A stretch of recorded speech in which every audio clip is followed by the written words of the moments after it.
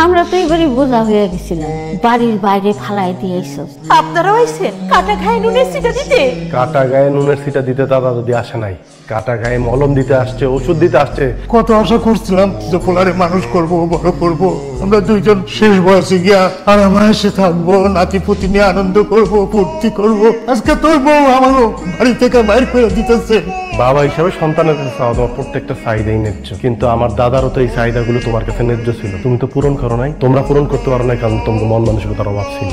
এত বড় বিশাল বাড়িটাতে এই দুইটা মানুষটা তোমার কাছে বোঝা মনে হইতো, অতিরিক্ত মনে হইতো, অথচ এই বাড়িতে তোমার বন্ধু বান্ধব আত্মীয় স্বজন, বিশেষ করে মার বাড়ির আত্মীয় স্বজন, আমার মামারা যখন আসে জলে দলে যাকে যাকে, তখন কিন্তু তোমার কোনো অসুবিধা হয় না। বাবা তুমি আমার জন্ম দিয়া মানুষ করছো, আমার লোকে অনেক কষ্ট করছো, অনেক ত্যাগ স্বীকার করছো। দাদাও তো ঠিক তেমনি তোমার জন্য অনেক কষ্ট করছে। বাবা দাদা তোমার মানুষ করতে এর চেয়ে বেশি কষ্ট হয়েছে, কারণ এই মানুষটা তো শিক্ষিত ছিল না।